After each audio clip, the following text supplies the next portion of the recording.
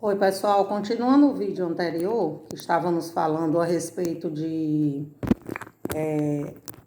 dos princípios da ação penal pública e privada, eu estava me referindo ao princípio da indisponibilidade da ação penal pública, ou seja, eu estava falando para vocês que o Ministério Público, ele, na realidade, obedecendo ao princípio da obrigatoriedade, esse princípio se refere à propositura ou não da ação. E depois a indisponibilidade é acerca da não possibilidade que ele tem de transigir após proposta essa ação, ou seja, da impossibilidade de recuo. Então, em contrapartida a esse princípio da indisponibilidade da ação penal pública, nós temos na ação penal privada o princípio da disponibilidade.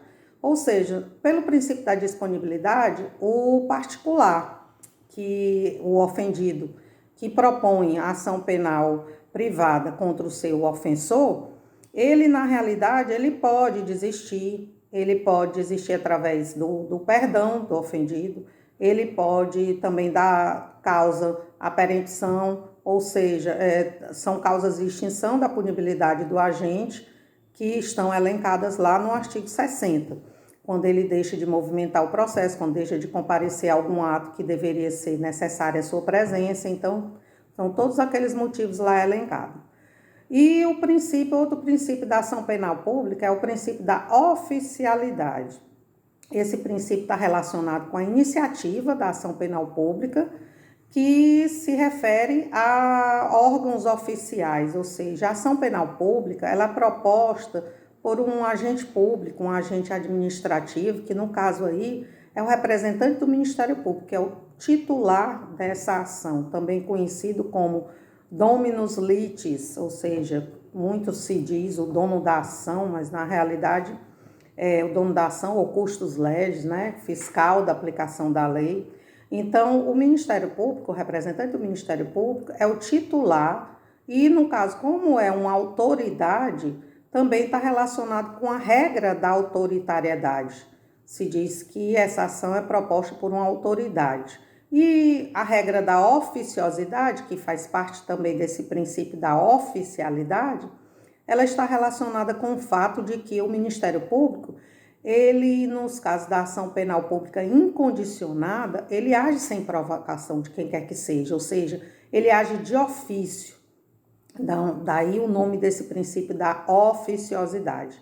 Esse princípio, ele não tem uma contrapartida, ele não tem uma relação no caso da ação penal de iniciativa privada, porque a ação de iniciativa privada ela é proposta por um particular que vai se fazer representar ou pela Defensoria Pública, caso ele não tenha condição, né, de arcar com os custos processuais, ou no caso ele vai ser essa ação proposta mediante uma chamada queixa-crime, que é a petição inicial da ação penal privada, ele no caso vai ser proposto por um advogado. Então, não é uma autoridade pública que vai propor um agente administrativo necessariamente. Desculpem. Dando continuidade, o princípio da intranscendência, ele vale para os dois tipos de ação. Então, pelo princípio da intranscendência, nós temos a ação penal. Pelo princípio da intranscendência, a ação penal ela só pode ser proposta contra os autores ou partícipes do crime. Não pode ser proposta uma ação penal na pessoa de quem não praticou, de quem não está envolvido com esse crime de qualquer forma. Então, a ação penal ela não pode transcender da pessoa ou das pessoas que estão sendo acusadas pela prática desse crime. Esse princípio é um princípio que vale tanto para as ações penais públicas como para as ações penais de iniciativa privada.